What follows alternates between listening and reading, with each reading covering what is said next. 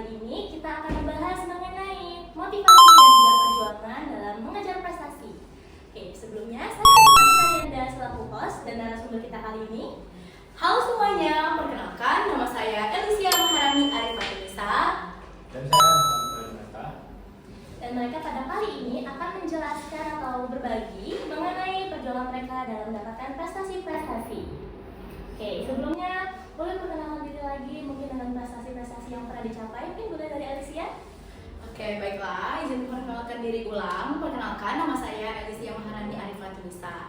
Oke, untuk pengalaman organisasi yang aku lakukan itu kan termasuk ke dalam bentuk prestasi non akademik ya. Jadi untuk prestasi yang pernah aku raih untuk sekarang itu ada di bidang akademik maupun non akademik.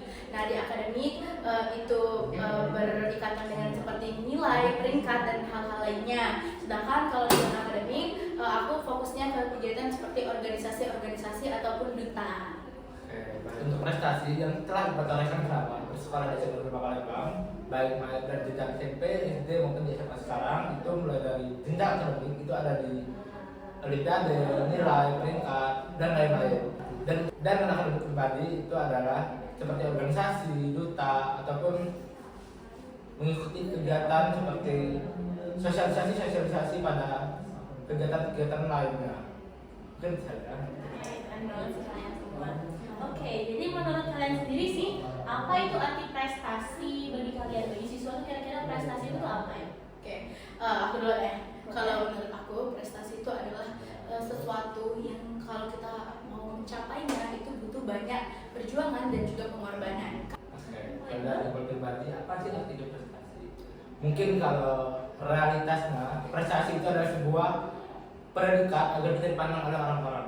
Terkadang kalau kita ada prestasi itu kita dipandang remeh sama orang-orang, dan mungkin salah satu bentuk cara kita membuktikan kalau kita layak untuk bersaing di dunia yang mungkin bisa dibilang ketat ataupun keras sekarang. Iya. Oke, berarti bagi kalian sendiri ya prestasi itu kan penting. Betul, Oke, kalau penting sekali. Iya, kalau nggak ada prestasi tadi kalau kata Iqbal mungkin bakalan kayak gak dipandang baik ya. Iya. Kalau terpandang lah.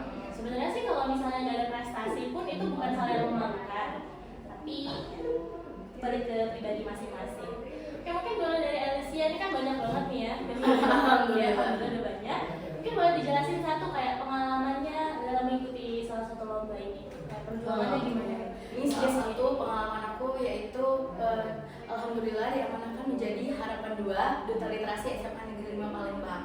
Tentunya untuk mendapatkan predikat tersebut itu sangat-sangat tidak mudah karena banyak rintangan, banyak cobaan mendapatkan hal tersebut. Jadi menurut aku prestasi tersebut itu benar-benar yang paling berkesan lah untuk hidup aku selama meraih prestasi di masa SMA ini. Oke, mungkin jadi Duta Literasi Indonesia itu paling berkesan ya? Ini harapan 2 literasi SMA Negeri 5 Palembang. Berkesan banget. Kalau Iqbal sendiri? Oke, kalau dari aku ini aku boleh bikin 2 hal berkesan mungkin? Boleh banget. Jadi untuk yang prestasi yang berkesan buat aku itu ada di sekolah. Yang pertama itu bejang gadis Semanling. Jadi bisa dibilang usaha aku buat nyampe ke titik aku dapat di harapan 2 juga itu merupakan satu hal yang benar-benar luar biasa buat aku, dan susahnya itu juga luar biasa. Mulai dari yang awalnya ikut tes, terus sesi menegangkan menunggu pengumuman, terus di karantinanya, pulang karantinanya sore, terus sampai malam gitu kan. Terus kebersamaannya, pokoknya ini merupakan prestasi yang paling berkesan sih buat aku.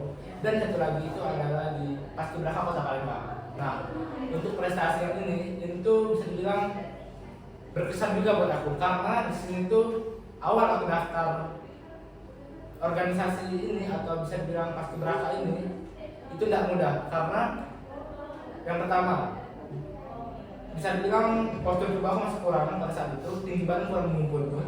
Tapi dengan usaha aku selama kurang lebih 1 bulan itu aku berhasil meningkatin kurang lebih 2 cm tubuh tinggi badan dan juga mengurangi berat badan aku. Di situ aku benar-benar nggak expect kalau misalnya aku bisa sampai ke titik dimana aku lolos dan juga bisa ikut ngibarin di tanggal 17 Agustus itu.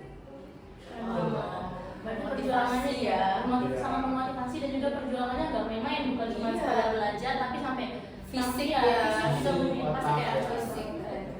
Oke, bahas mengenai fisik, bagi kalian membagi waktu kalian. Kira-kira ya, bagaimana cara kalian itu membagi waktu dari kalian belajar, beristirahat, juga mengikuti organisasi. Kalian pasti ada banyak ikut eskul juga ya. Kayak mana gitu bagi waktunya untuk masih bisa dapetin prestasi ini, pasti karena saya sendiri ngerasain sibuknya jadi siswa itu ya gimana. Mungkin boleh dijelasin dulu Dari siapa? Dari aku. Oke, kalau misalkan dari aku, bagaimana cara untuk mengatur waktu? Tentunya kita harus mempunyai waktu prioritas.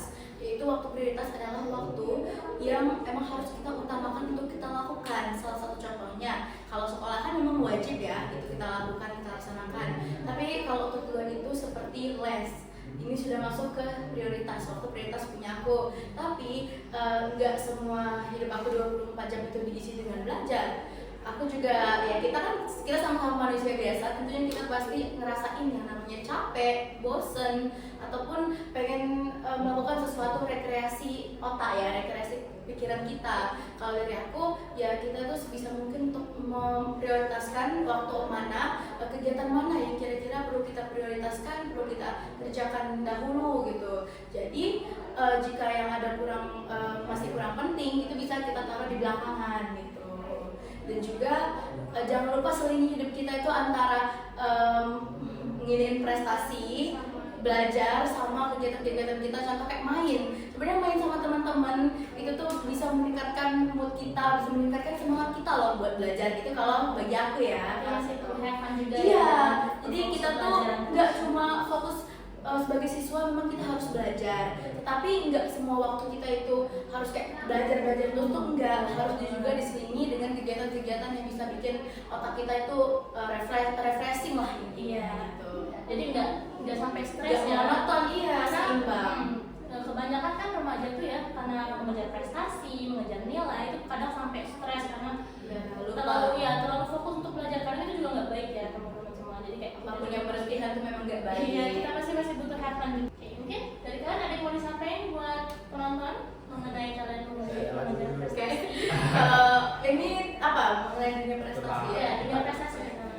Kayak kalau misalnya dari aku mungkin jangan pernah takut untuk melakukan sesuatu kegiatan yang kita sukai, yang kita minati dan juga kita bakati, karena kita tidak tahu dari apa yang kita minati tersebut bisa menorehkan sebuah prestasi gitu. Intinya tetap semangat, karena meraih prestasi itu bisa sampai kapan saja, karena kan belajar juga kita sampai tua masih bisa belajar, berprestasi sampai tua masih bisa berprestasi. Jadi nggak ada kata telat. Iya, jadi nggak ada kata telat buat mulai berprestasi. Intinya cari jati diri kita tuh sukanya di bagian apa, cari bidang apa sih yang kita minati, cari bakat kita tuh di mana. Oke. Betul banget kok. Oke. Singkat saja dari aku yaitu Singkat saja.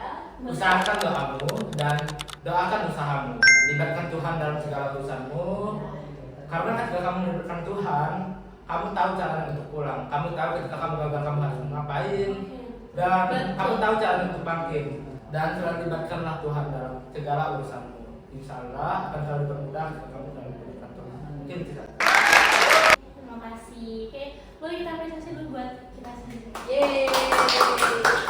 Mungkin moderator kameramen boleh tepuk tangan juga. Editor boleh tepuk tangan. Jadi untuk teman-teman di luar sana jangan takut untuk memulai suatu hal, karena lebih baik kita tuh lebih baik kita tuh kayak Kita belum tahu. Kita belum tahu apa itu prestasi kita, jati diri kita. kita nggak tahu potensi kita masing-masing, dan Betul. setiap orang itu pasti beda-beda. Ada yang mungkin mudah untuk mendapatkan satu hal, ada juga yang bakal susah banget untuk mendapatkan satu hal, dan itu tidak masalah. Tidak ada kata terlambat. Dan dari yang sudah disampaikan oleh Alicia, oleh Iqbal, mungkin bisa jadi motivasi buat kita semua. Oke. Nah, sekarang sudah sampai di penghujung podcast kita kali ini. Oke, mungkin untuk kalian berdua mungkin boleh sampaikan pesan terima kasih untuk orang-orang yang sudah mendukung kalian selama ini. Kalau aku mau ngucapin terima kasih buat terutama sih orang tua, keluarga yang udah mendukung selama ini, dan juga tak lupa ya teman-teman aku, bestie-bestie aku, dan orang-orang yang aku cintai, orang-orang yang aku sayangi. Oke, aku sangat menghargai kalian, aku sangat menyayangi kalian. Terima terima kasih atas dukungan kalian selama ini, karena dukungan dari kalian itu sangat berarti buat aku. Mungkin dari Iqbal? Kalau dari aku pribadi, betul kata Ayah tadi, yang pertama itu selalu orang tua. Aku mau ngucapin kepada orang tua aku yang udah selalu mendukung ketika aku merasa ragu sama diri sendiri gitu. Dan terus itu kepada teman-teman aku dan orang-orang terdekat aku, circle ya mungkin ya. Orang-orang terdekat. Jadi teman-teman semua, percayalah bahwa usaha kecil yang dilakukan terus-menerus akan menjadi suatu hal yang besar suatu saat nanti. Saya Ratu dari Anda, pamit undur diri, sampai jumpa dan tetap semangat dalam mengejar prestasi kalian. Bye!